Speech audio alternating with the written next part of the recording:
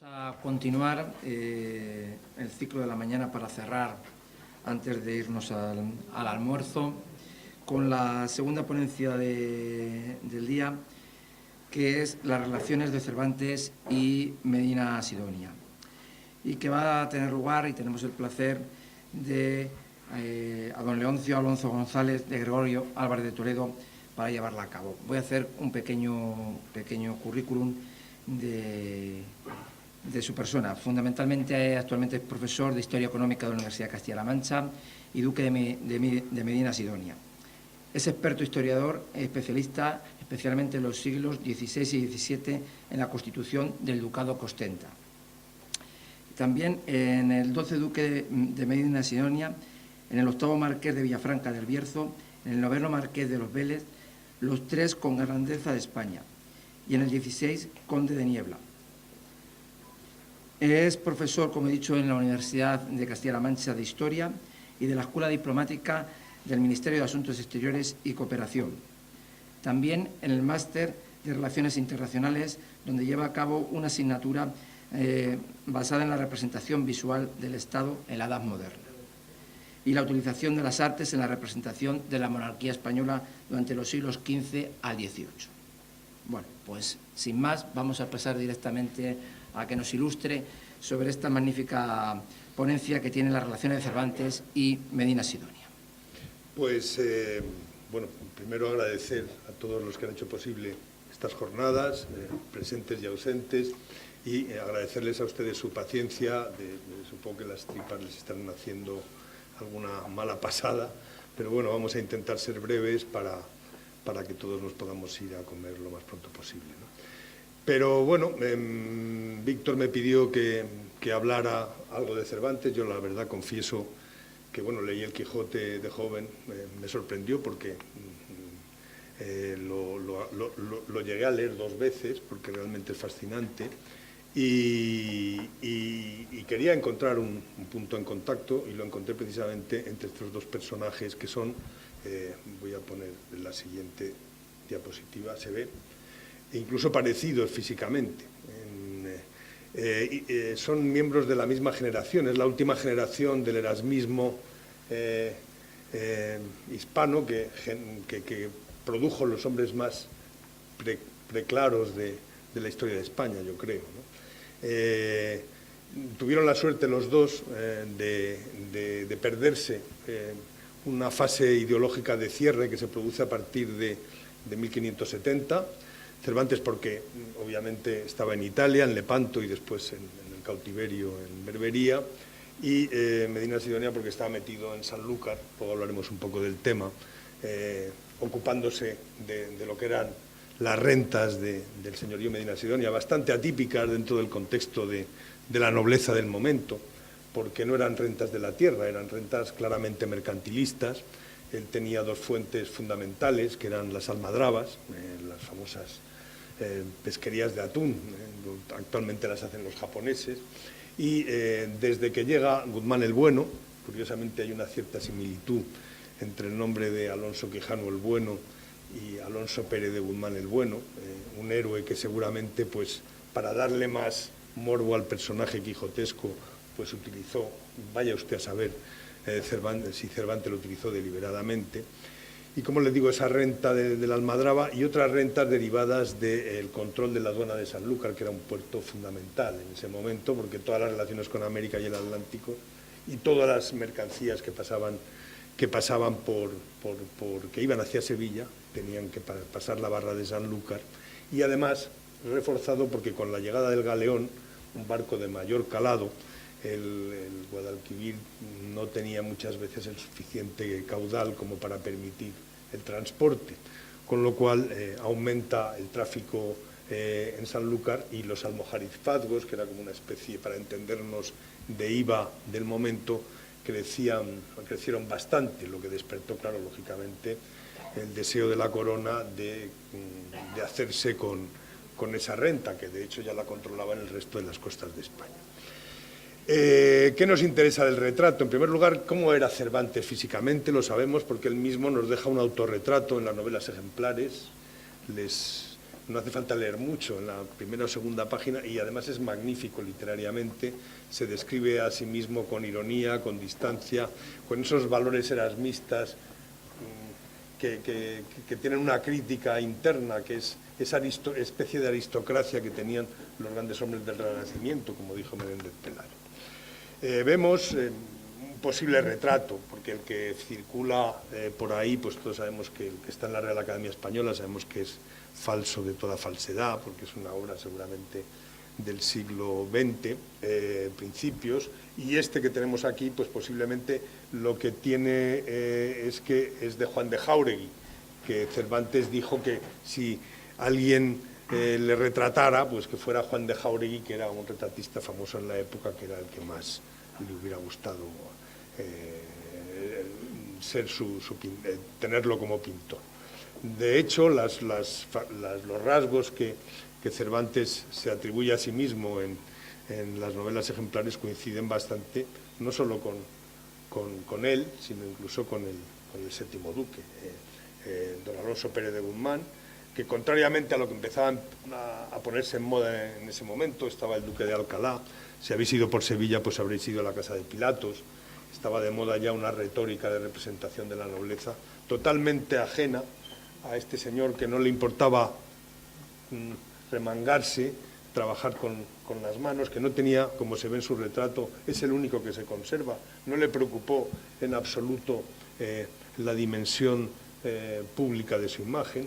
El que hizo este retrato se llamaba, el pintor, un nombre muy quijotesco, Juanete, de apellido, y veis pues la alusión marina, pues que es la base del señorío, y eso sí, el toisón de oro, que refleja el grado de intimidad que llegó a tener el personaje con Felipe II.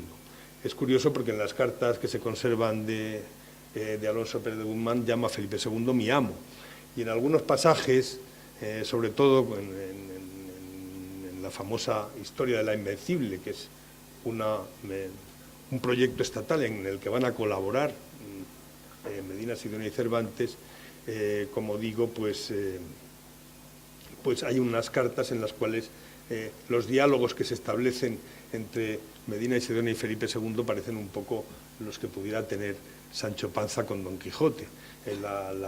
La Armada había sufrido una galerna tremenda en La Coruña, se había dispersado.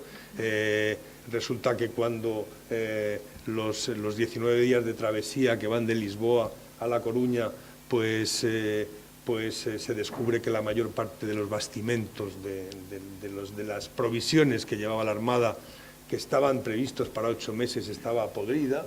Se produce una tremenda disentería, tiene que desembarcar en La Coruña, montar un hospital, esperar. La providencia hizo que volvieran los barcos, y le manda una carta muy sincera a Felipe II diciéndole: esta empresa que no tiene ningún viso de terminar bien, y lo más prudente sería pues dejarla un poco en el tintero y esperar a mejor ocasión. Y las contestaciones de Felipe II pues son claramente quijotescas, ¿no? Pues le habla de sus reliquias, le habla de que la empresa está totalmente certificada y que por lo tanto tiene que seguir adelante. A Medina Sidonia pues no le queda más remedio que seguir. Me he adelantado un poco para señalarles el aspecto que me interesa resaltar en esta ponencia. Esa llaneza, que era el elemento común en el carácter de los dos personajes. En las cartas del famoso Recalde, uno de los marinos de la Armada, pues cuenta que Medina Sidonia, literalmente con su espíritu de trabajo, ¿no? Con estas palabras tradicionales, ha estado todo el día con los marineros poniendo un palo mayor que se había caído. O sea, y luego escribe orgulloso una carta a Felipe II diciéndole: mi señor, pues hoy hemos estado poniendo un palo mayor, hemos estado 12 horas y me siento orgulloso de que ha quedado perfectamente colocado en una de las naves que se había visto afectada por la tormenta. O sea, tenemos cómo era la nobleza castellana, porque el antiguo régimen empieza después del siglo XVII. De hecho, es curioso el salto que se produce entre este señor y su hijo, que casa con una hija de Lerma, y quiere, siguiendo la tradicional ocupación de los Medina Sidonia, que era la empresa, eran empresarios, quiere comerciar, mandar sus cargamentos de vino a América, y entonces pues tiene que inscribirse en la lista de los cargadores de la casa de contratación, y le dicen sus secretarios que iba a ser un desdoro que el duque de Medina Sidonia apareciera en una lista junto con comerciantes. Total que se borra y deja de dedicarse a una de las bases que había tenido la Casa de Medina Sidonia de su poder, que era precisamente dedicarse al comercio, llevar la almadraba, que antes no lo he dicho, como una empresa. Se habla de los antecedentes de la empresa moderna, un poco en mi asignatura. Las almadrabas eran una empresa moderna absolutamente, porque había un criterio empresarial, es decir, se buscaba un beneficio, cosa que en el siglo XVII, en las empresas que organiza, por ejemplo, la Corona, pues el tema del beneficio queda diluido, ¿no? Era un concepto diferente, ¿no?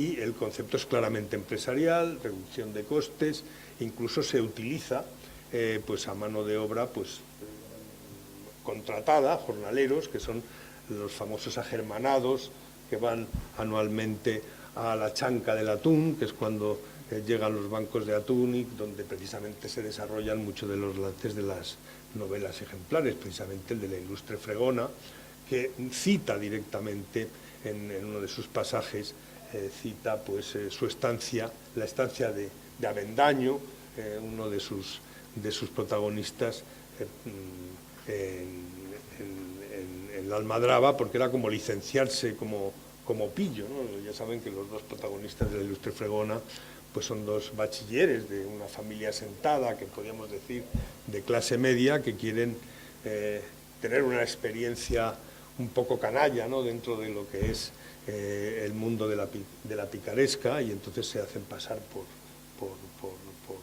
pícaros vagabundos y terminan en la Almadraba, ¿no?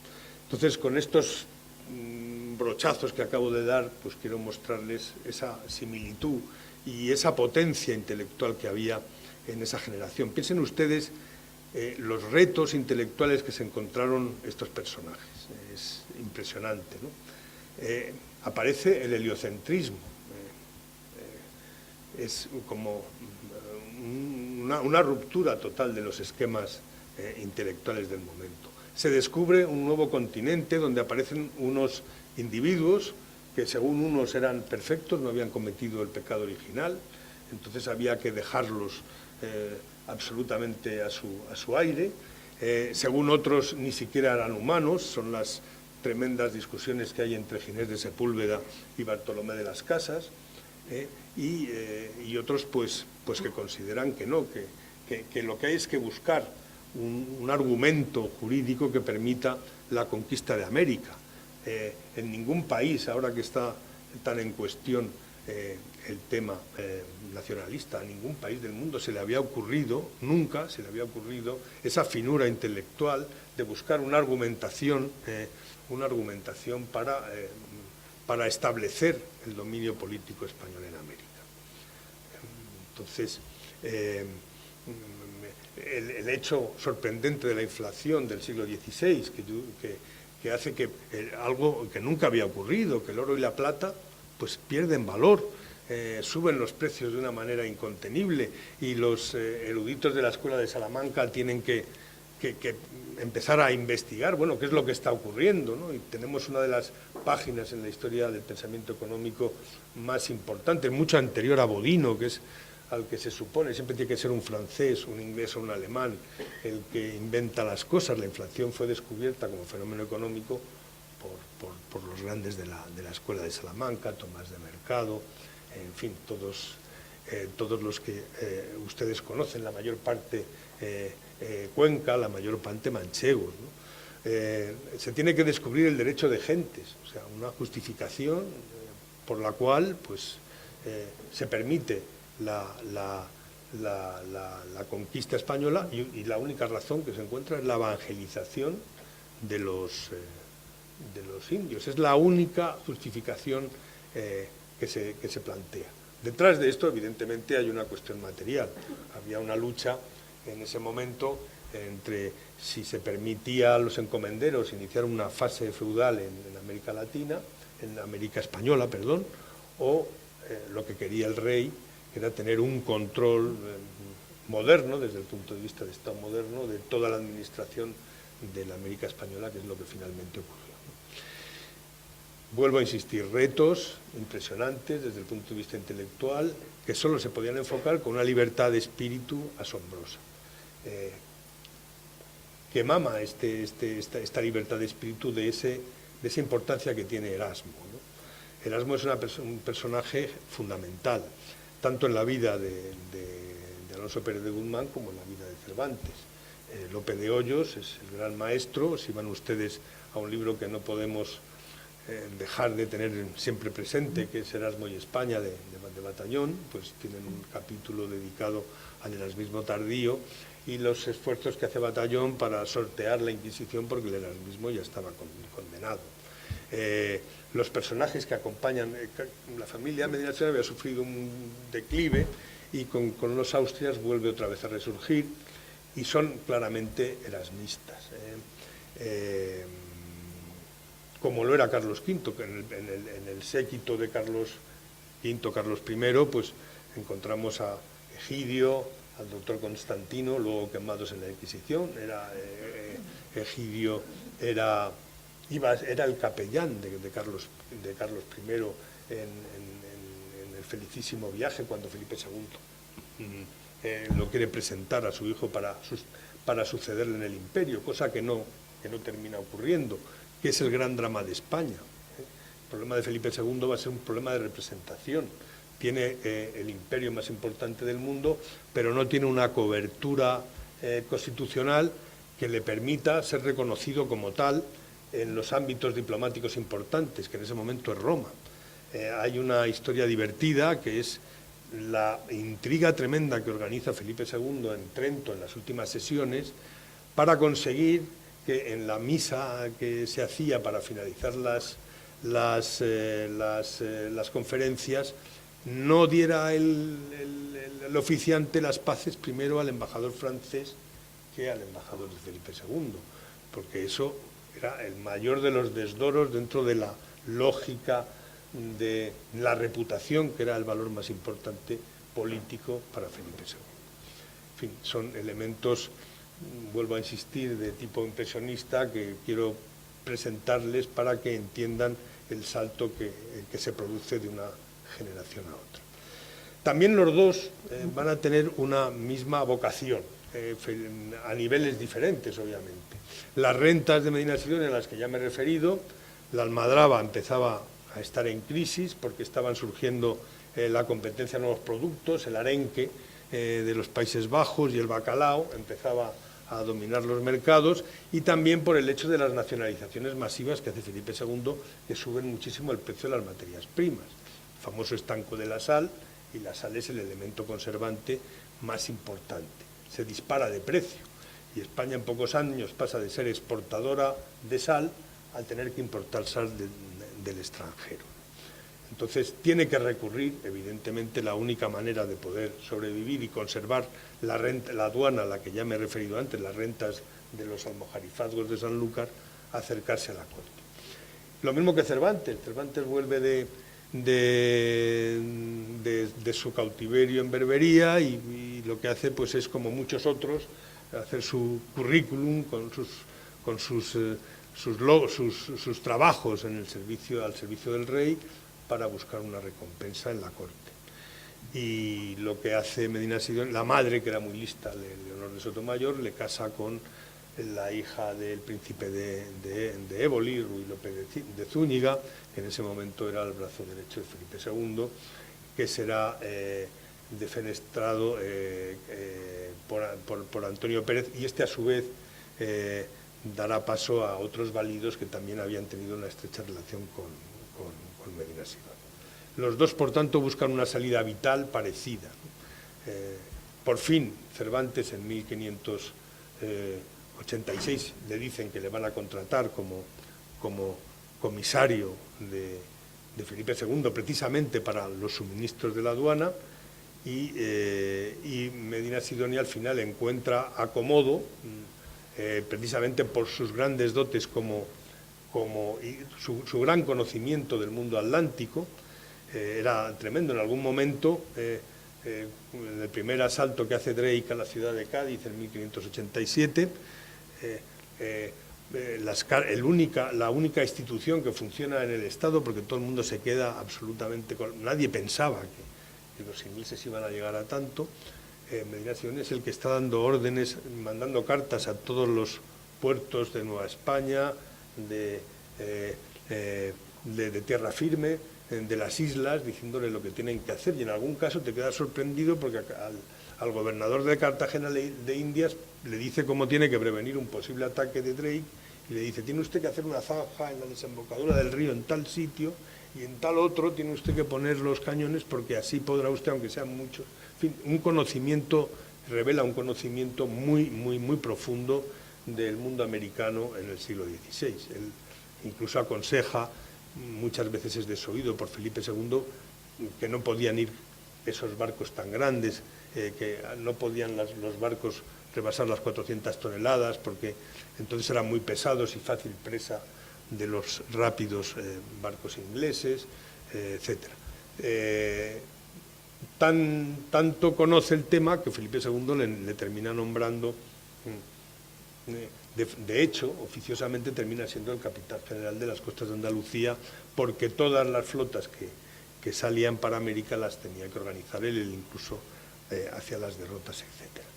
Por tanto, el mérito personal, sus conocimientos, había sido educado a la manera erasmista por Pedro de Medina, un cosmógrafo que es precisamente el que hace, reforma los estudios de navegación en la Casa de Contratación de Sevilla, y claro, pues esos conocimientos le valen el ascenso, que al final desembocará en esa relación entre Cervantes y Medina Sidonia.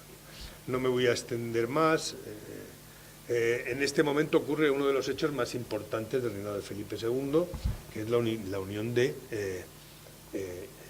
España y Portugal. En 1581 se unen no solo España y Portugal, se unen los dos imperios. Prácticamente el mundo lo gobernaba Felipe II. El este lo aportaba Portugal hasta las Molucas, y el oeste pues lo aportaba Castilla. Es el momento culminante en el cual, claro, Felipe II, pues es difícil no emborracharse de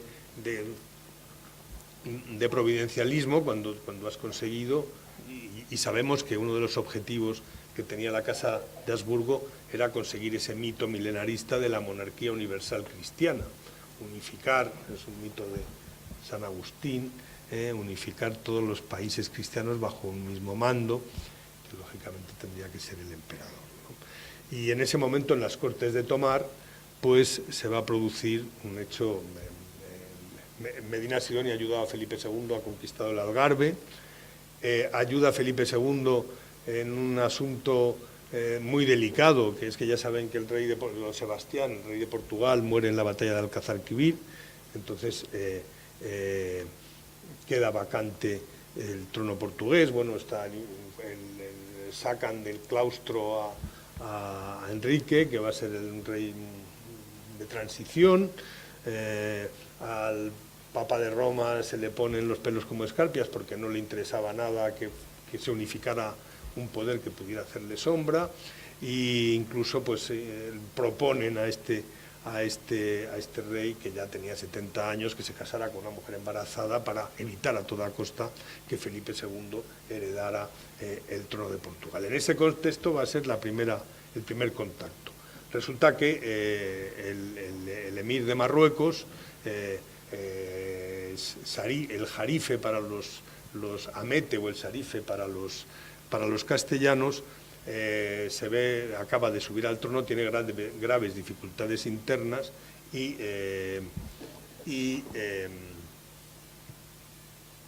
necesita el apoyo de Felipe II. Felipe II ha hecho pactos con el turco de no agresión, y en ese momento se presenta una flota turca en el puerto de Argel, y se encuentra además con que el Cide Hamete, sin comerlo ni beberlo, le ofrece a Felipe II la plaza de Larache.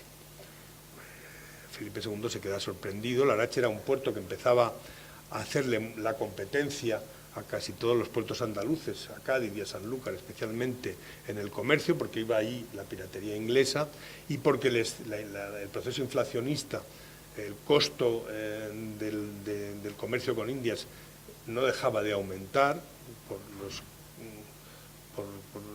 los costes administrativos, y aparecía un puerto en el norte de África que hacía la competencia, donde se reunían todos los corsarios, y estaba empezando a quitarle el comercio a la propia corona. El comercio eran rentas, ¿no? Entonces el que ofrecieran esta plaza, pues francamente era una cosa baladí. Felipe II había obtenido el Toisón de Oro por todas estas aportaciones, haber certificado la muerte de don Sebastián, que era el cadáver no apareció nunca, incluso aún en el siglo XVII había gente que seguía diciendo que eran don Sebastián, o sea que tenían derecho al trono portugués, y bueno, pues certificó Medina Sidonia que encontró el cadáver, lo llevó a Portugal, y con el cadáver encontrado, por fin Felipe II podía sentirse seguro como rey de Portugal. Entonces, hacía falta ver qué es lo que estaba pasando en el norte de África. En ese momento aparece la petición de Miguel de Cervantes, que estaba pidiendo precisamente esa recompensa. Se lee su currículum en la corte. Resulta que es una persona que conoce muy bien el mundo del norte de África, conoce muy bien Argel, conoce incluso al Beylerbey de Argelia, porque fue gobernador de Argel en la última fase de su cautiverio, y viene pintiparado para mandarlo a una misión de inteligencia militar, a Orán, para que hiciera un informe de cuál era realmente la situación de esa flota que habían mandado los turcos y que supuestamente pretendía tomar puertos en el Atlántico, porque a Turquía le interesaba lanzar sus piratas no solo al Mediterráneo, sino al ese comercio cada vez más intenso que se estaba produciendo en el Atlántico. No sabemos exactamente cuál era la misión, pero sí entendemos por la asociación de los acontecimientos. Como premio a la aportación que había hecho Medina Sidonia al asentamiento de Felipe II en el trono portugués, estaba el nombrarle gobernador de Milán. De hecho, ya tenía el despacho, y nombrarle capitán general de Lombardía.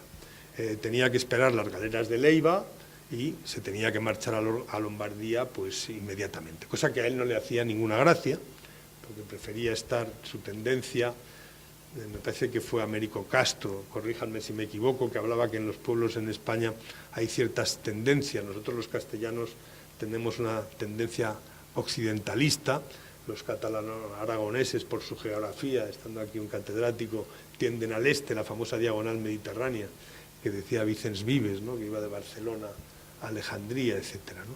Pues le venía muy mal, primero por sus querencias naturales, y segundo porque tenía que estar precisamente en su tierra en un momento en que se estaba discutiendo la principal renta de su estado, que eran los almojárizados, ¿no? Y la consecuencia de la embajada de Cervantes es que recibe inmediatamente una orden de Felipe II diciendo: se acabó la operación, el nombramiento de que vayas a Milán, tienes que ir a recepcionar Larache. Entonces tenemos pues un primer ejemplo. Yo, en fin, para que entiendan ustedes, en amarillo aquí tienen dónde estaban los principales puntos del estado de Medina Sidonia, un estado marítimo. Es absurdo los que decían que no sabía navegar y que se mareaba, que se ha dicho, si nació echó los dientes en un barco. Era un estado en que era mucho más fácil comunicarse siempre ha sido más fácil. Como el mar no es un obstáculo, es un medio de unión entre los pueblos, excepto si hay problemas de otro tipo, ¿no? Y aquí está la plaza de Larache, ¿no? Entonces, que es la que supuestamente el Cide Hamete le ofrecía gratis et amore a Felipe II, para compensar los problemas que estaba teniendo con el turco y los problemas de sucesión que tenía internamente, ¿no? Entonces, claro, Felipe II recibe esta oferta y manda. ¿A quién manda? Pues al que tenía más a mano, que además era un experto porque acababa de llegar de allí, y manda a Cervantes, cuyo informe pues cambia la vida de Alonso Pérez de Guzmán, el séptimo duque de Medina Sidonia. Al principio supongo que le contentaría porque era lo que él quería, pero yo creo que si hubiera terminado estando en Lombardía se hubiera evitado el amargo trago de tener que ser el comandante de la Armada. Esto es un poco la plaza de Orán, una estampa de la Biblioteca Nacional, y esta es una de las dos células de pago que recibe Cervantes por esa misión, una misión de servicio secreto que tiene que realizar en Orán, y cobra puntualmente, cosa rara en la época, porque nadie cobraba, ¿no? Normalmente podían pasar años hasta que cobraras tu sueldo, ¿no?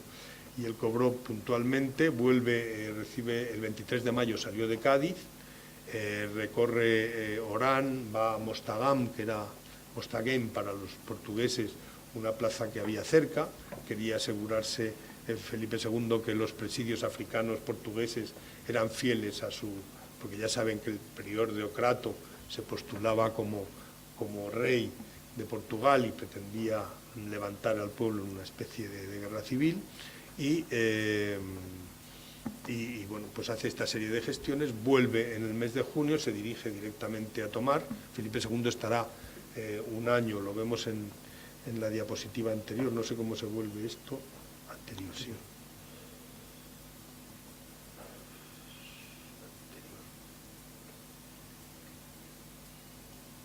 Es el único retrato en que Felipe II aparece vestido no de negro, el año que vivió en Lisboa, donde la corte portuguesa, Lisboa, debía haber sido, él decidió Madrid, pero yo creo que si hubiera decidido poner la capital en Lisboa, pues hubiera sido estupendo para todos, ¿no? El ejemplo de su poder es que Madrid, que a lo mejor era como Quero en su momento, el famoso poblachón manchego, pues en 1565 Felipe II decide instalar ahí la corte, y bueno, pues se monta la que hay ahora, ¿no? Una decisión administrativa, ¿no? Felipe II, como les digo, entra en esa lid por tomar Larache. Es una historia larga, porque los orientales y los marroquíes negociando son terribles, y aprenden un sistema de la zanahoria y el palo con Felipe II, de plantear cada año una negociación nueva, siempre cerca del otoño. En octubre se cierra la navegación por el mal tiempo, y al año siguiente empezar otra vez con las negociaciones, y así llegamos hasta 1618, en que Felipe III intenta ya tomar la plaza, pero va el hijo del marqués de Santa Cruz, de Bazán, y también por el mal tiempo pues no se consigue. Esa sería la primera relación. La segunda relación surge precisamente en el contexto de la Armada, y es una relación marcadamente profesional. Medina Sidonia era el jefe, digamos, de todo el sistema de abastecimientos de la flota, de la Armada que se estaba montando en Lisboa. Piensen ustedes que es una operación gigantesca. En Lisboa se reúnen más de 23.000 personas. Es hablar de un aumento de la población de casi el 30% de golpe, con una economía agraria pues muy de subsistencia, porque la productividad de la agricultura era muy escasa, y tenía que hacer el Reino de Castilla todo el esfuerzo, no solo de acopiar los bastimentos necesarios para una travesía que se suponía que iba a durar 8 meses, más además mantener durante el tiempo que se estuviera gestando la Armada a toda esa población sita en Lisboa.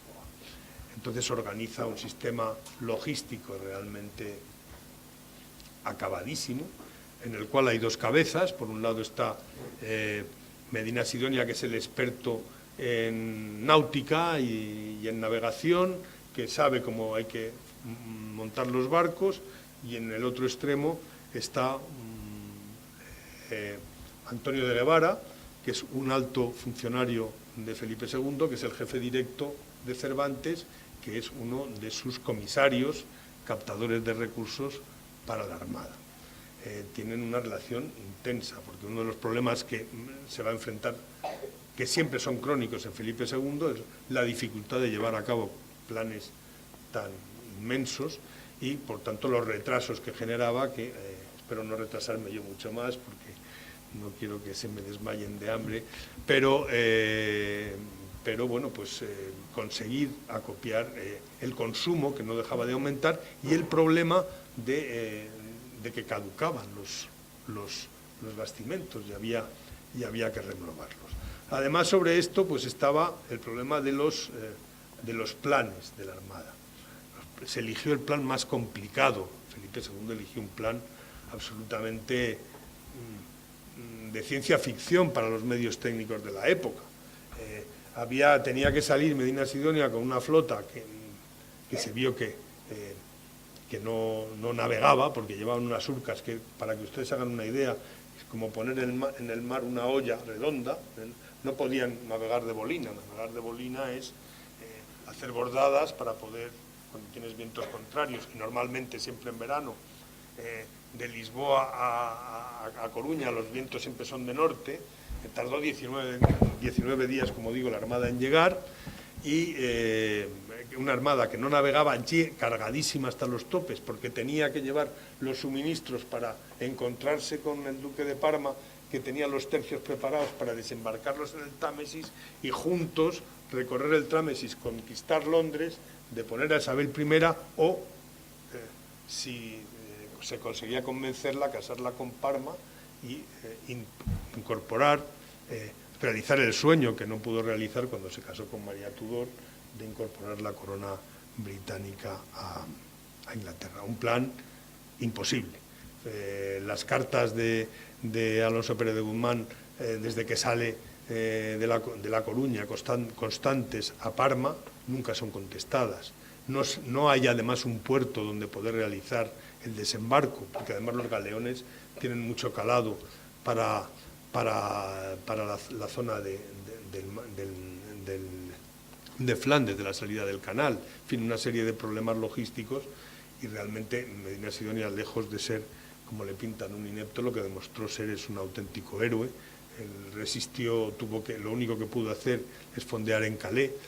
Los que hayan navegado, la corriente que hay en el Canal de la Mancha es tremenda todo el año, entonces estar fondeado en esa posición es verdaderamente una heroicidad. Y luego además contaba con un segundo que le puso Medina Sidonia, que se llamaba Diego Flores de Valdés, que el pobre, pues mejor que se hubiera quedado en su casa, es el único que terminó en la cárcel, porque deshacía totalmente las órdenes de Medina Sidonia. Había una cosa que se llamaban las áncoras flotantes, que era un sistema para fijar más el barco, que era lo que ordenó Medina Sidonia que tuvieran los barcos, porque preveía lo que iban a hacer los ingleses, que era lanzar barcos incendiados contra la Armada de noche, que es lo que hicieron, y eso generó una gran confusión, etcétera, etcétera. De todas formas, hay que decir que, bueno, estos son los protagonistas, porque si no me lío y me enrollo. Tienen aquí Santa Cruz, que Bazán, que fue el primero después de conquistar las terceras, que dijo que era imprescindible una campaña de castigo a Inglaterra. Parma, siguiendo un poco los designios del Papa, pues era bastante remiso a que la operación tuviera éxito, esto lo puedo decir porque he visto cartas, y tenía la certeza, era un gran diplomático y un gran general, porque prácticamente recupera los Países Bajos para Felipe II, pero no confiaba en el plan. Sabía que Santa Cruz no le aceptaba como general, pues Santa Cruz se había aceptado su plan con la idea de que él iba a ser el general de la Armada. Cuando le dicen que no, pues empieza a hacer un poco una huelga de celo que lleva al paroxismo al propio Felipe II.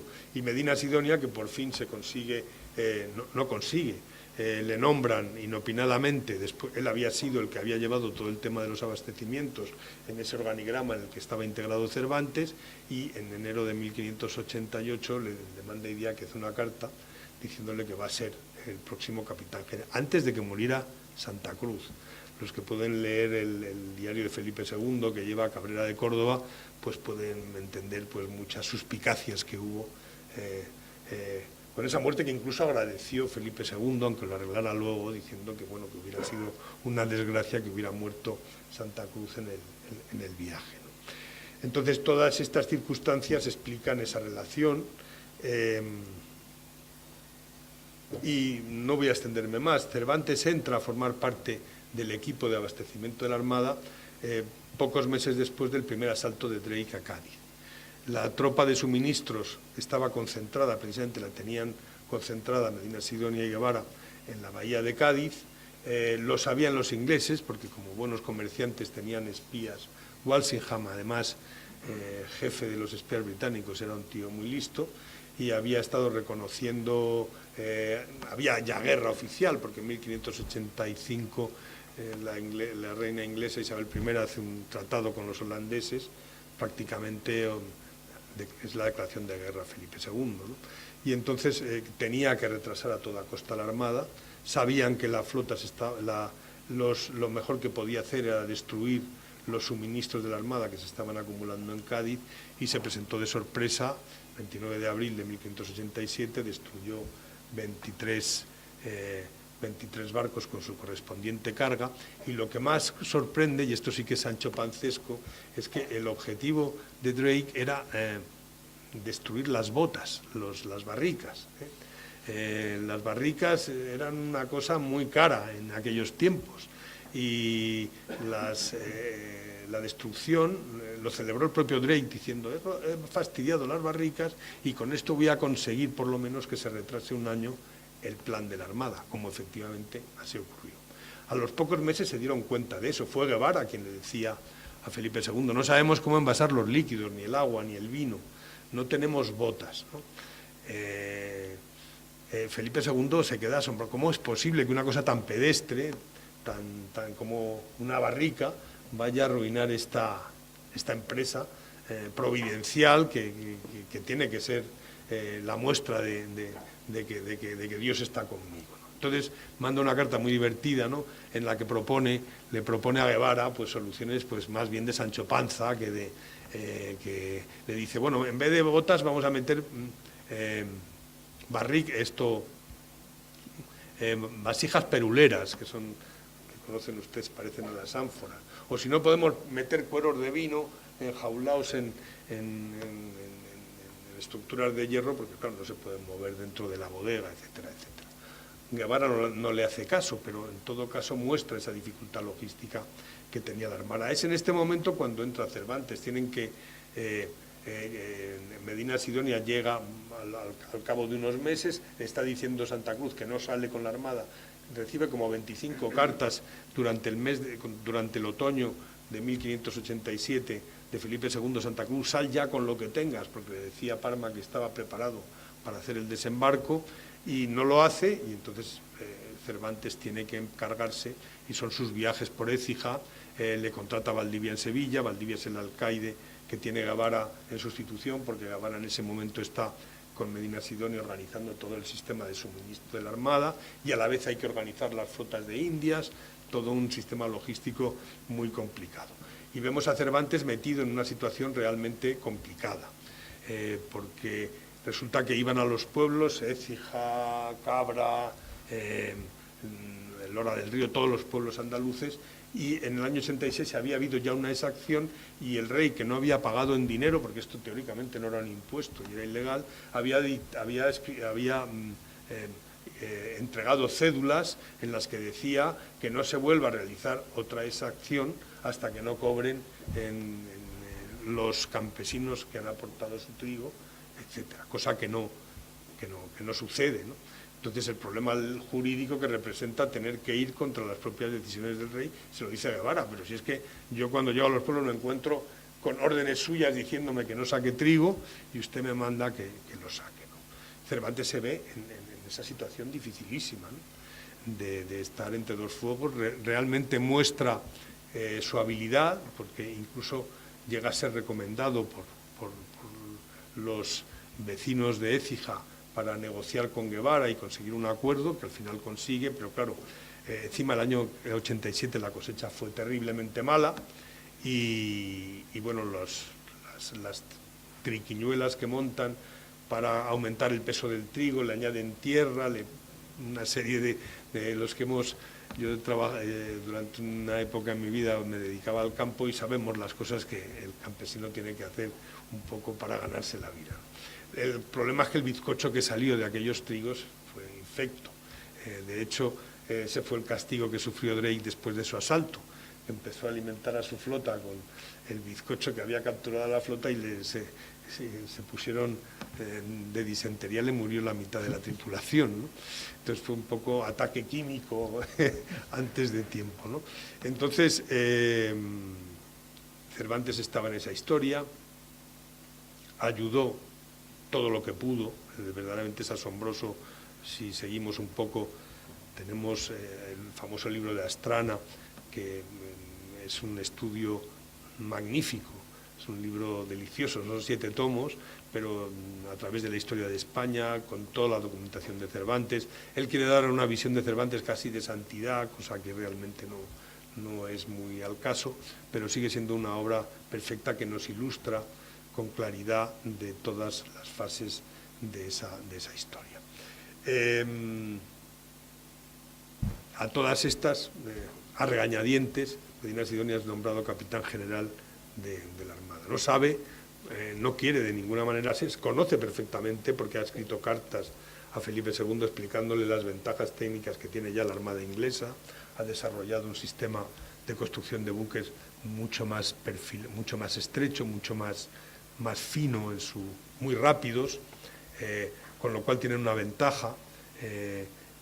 Los galeones españoles son como auténticos castillos flotantes, se mueven mucho cuando van navegando de través, o sea que les da el viento de lado, de través se les mueve mucho el casco, con lo cual dejan al enemigo la línea de flotación visible, lo cual le permitía a los ingleses disparar debajo de la línea de flotación.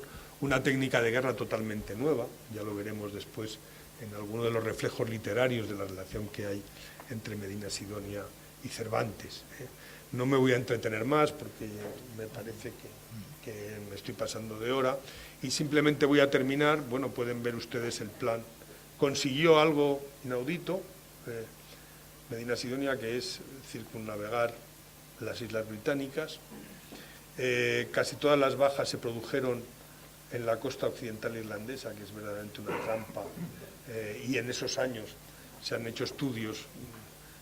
Algunas universidades inglesas han hecho estudios meteorológicos sobre cómo fue el tiempo aquel verano de 1588 y fue realmente horrible. Además, horrible porque nuestro querido amigo del que ya he hablado, Diego Flores de Valdés, no distribuyó los rumbos de retorno a España que había mandado a Medina Sidonia, en los que ordenaba que se alejaran todos los barcos lo más posible de la costa occidental de Irlanda, que no pretendieran ni ir a aguar porque iban a naufragar como realmente fue. Saber que después hubo otras 2 armadas más, en el 87 y en el 88, que ni siquiera pudieron llegar, incluso mayores que la del propio Medina Sidonia, que fracasaron, incluso tuvieron muchas más bajas que la del propio duque, pero esto no ha pasado en la historia, ¿no? El reflejo literario. Tenemos las poesías sueltas de Cervantes, las 2 odas a la Invencible. Son un documento histórico muy interesante. Ven aquí en la imagen cómo fue la batalla de Lepanto y explica un poco el prejuicio náutico que había en España. Las enseñanzas náuticas eran enseñanzas que habían tenido éxito en la victoria en el mar Mediterráneo, con un barco que era estrella desde el mundo romano, que eran las galeras, barcos a remo, y con un sistema de lucha que era, pues, vencer no era hundir, sino era capturar el barco con garfios, los barcos españoles llevaban todos infantería de marina, aparte había un mando doble, lo cual también dificultaba bastante las operaciones, un mando de navegación y la infantería de marina, que su misión era, una vez que se hubiera aferrado al barco enemigo, la artillería estaba pensada para batir la cubierta del barco enemigo y favorecer el desembarco. Si veis un poco, miráis con detalle esta pintura de la batalla de Lepanto, esta era el esquema de la guerra naval que tenía Cervantes y que tenía todo el mundo en España, y que Medina Sidonia pues en sus propias carnes experimenta que ese sistema ha decaído completamente por el avance técnico de los ingleses. Hay algunos versos en los cuales pues él está imaginando, esta poesía la escribe en el mes de agosto, este poema en el mes de agosto de 1588, están llegando noticias contradictorias. El embajador de España en París ha hecho una fiesta en su embajada celebrando la victoria de la Armada, pero por otro lado llegan otras noticias que no son tan ciertas, y es en ese momento de incertidumbre cuando Cervantes decide escribir este poema, y pueden ver un poco fogosas máquinas de guerra, aguas, lo que él vivió en Lepanto, piensa que se va a reproducir exactamente en la batalla de Inglaterra, cosa que no fue así. Las instrucciones que tenía Medina Sidonia era aferrar y abordar. La obsesión de Medina Sidonia era, y de todos en general en esa época, era tener el barlovento, es decir, ponerte en la parte más próxima al viento y dejar al enemigo detrás del viento, con lo cual tenías la energía a tu favor y podías perfectamente tomar decisiones y obligar al enemigo a ir siempre en desventaja. La obsesión de Medina Sidonia siempre fue, con Recalde y con los grandes marinos que llevaba, ganar ese barlovento, cosa que era imposible dado que los barcos ingleses eran mucho más rápidos, no solo porque estaban construidos para ser más rápidos, sino porque viajaban con las bodegas vacías, porque estaban al lado de Inglaterra. Los galeones españoles, que solo había verdaderamente barcos de guerra, 23, todos procedentes de la Armada de Portugal, el resto de los ciento y pico barcos eran naves de transporte a las que se le había malamente artillado, y la misión inglesa pues una guerra de desgaste. Medina Sidonia consiguió, manteniendo una formación cerrada, los ingleses nunca se atrevieron a penetrar en esa formación y realmente se perdieron 4 barcos en combate, 2 de ellos en Gravelinas y otros 2 por accidente cuando llegan a la entrada de... Vemos el nivel de información tan preciso que tenía Cervantes de lo que estaba ocurriendo en la Armada, que posiblemente le llegaba a través de Guevara. Aquí tiene una de las razones por las cuales había esa superioridad artillera. Observen la parte de atrás del cañón español, que se llama cureña, la largura que tiene, y la invención inglesa en ese momento, que son cureñas cortas. Piensen que en ese momento los cañones se cargaban por la boca. La retrocarga no viene hasta mucho tiempo después. La concepción de la guerra de galeras hacía pensar que los cañones en una batalla solo se iban a utilizar una vez, o 2 como mucho, porque era imposible maniobrar. Imaginen una cubierta de un barco, había que sacar el cañón de su sitio, en cubierta no había suficiente espacio, o, como se intentaba a veces, poner a un marino fuera de borda, a horcajadas, y empezar a cebar el cañón. Muchos se caían en una situación realmente difícil. Está comprobado que lo normal es que un cañón en uno de los lances de la batalla inglesa, pues los cañones españoles no podían hacer fuego más de 1 o 2 veces y se utilizaba... Bueno, me voy a dar prisa porque la tos aumenta, pero observen esta diferencia técnica, ¿no? En este contexto también hay una alusión directa a Medina Sidonia, que le compara con Nuevo Isaac, por el famoso lance de la muerte cuando los moros le toman al primogénito y le dicen o das tarifa o te lo matamos, y él tira el famoso puñal, cosa que no es ninguna leyenda, se pensó hasta los años 40, pero en el momento que se descubre el privilegio de Fernando IV, dando el señorío de Sanlúcar a Guzmán el Bueno, se cita textualmente la gesta de Tarifa, que se convierte en ejemplo de lealtad, lo cual permite la comparación entre Isaac, Abraham, el padre de la fe, el sacrificio de Isaac, en este caso no cruento, y Guzmán el Bueno, que sacrifica a su hijo por lealtad y obediencia al rey, y en este caso sí muere el hijo. Entonces esta asociación se va a convertir célebre porque se está también creando una historiografía, en ese momento lo está haciendo Juan de Mariana, Ilustre Talaverano, una historia de España en la cual pues está recuperando un poco ese pasado, ¿no? La segunda canción, pues de la Armada ya se conoce la derrota. Cervantes sabe que ha habido un consejo de guerra y que Felipe II decide seguir adelante. Va a haber un cambio muy positivo porque decide Felipe II por fin hacer la guerra del Corso como los ingleses. Cambian la base de Cádiz y la ponen en Ferrol, que es un puerto mucho más fácilmente defendible, y durante unos años pues prácticamente Felipe II domina de nuevo el Canal de la Mancha, totalmente. Consigue conquistar unas bases en Bretaña, pero claro, ese idealismo, se produce la conversión de Enrique IV, hay una paz dentro de la Guerra Civil Francesa, Felipe II entrega esta política y decide volver al sistema de armadas que tiene un funesto desenlace. En 1596 se produce el segundo ataque a Cádiz, que genera el famoso soneto del capitán Becerra, donde Cervantes pues ironiza de una manera cruel sobre el valor de Medina Sidonia, porque no había sido capaz no había tenido el valor, según él, el soneto es magnífico, ¿no? Vivimos en junio una Semana Santa, como queriendo decir que el séquito de soldados que iba a tomar Cádiz más parecía una procesión donde iban los soldados emplumados, etcétera, etcétera, que verdaderamente una acción bélica, y que él solo se atrevió a entrar en Cádiz cuando ya sabía que los ingleses se habían ido. Pero nada, en absoluto eso es cierto. El problema es que Medina Sidonia, claro, después de lo de la Invencible, siguió siendo capitán general de Andalucía, pero la capitanía general tenía una eficacia limitada porque Cádiz era de realengo. No hicieron caso, él fue el primero que fue avisado de que desde sus agentes portugueses le avisaron que venía una flota de 80 velas británicas hacia Cádiz. Él manda instrucciones al cabildo, que no le tenía ningún cariño desde el 87, y les dice cómo tienen que defender la plaza. Portocarrero no le hace ni caso. Entonces llegan la flota inglesa, sitúa las galeras en primera línea, los galeones detrás.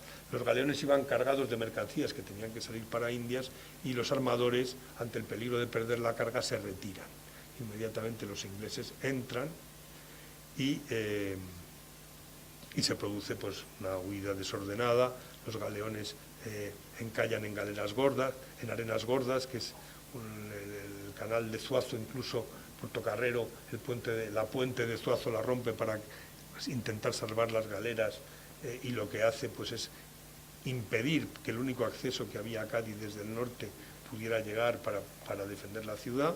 Y lo que hace Medina Sidonia es establece a sus contiosos. No sé si sabéis lo que es la caballería. Los contiosos es la caballería española, no una caballería que no tiene nada que ver con lo que nos imaginamos, con lo que había en Francia o en la Europa. Eran burgueses que tenían una renta suficiente como para pagarse un caballo, y en ese momento seguía siendo Cádiz la frontera más peligrosa de Europa, y era necesario disponer de esa fuerza, como es ahora el ejército suizo, esa fuerza popular, que en un momento de alarma pues fuera donde había un posible o un peligro de desembarco.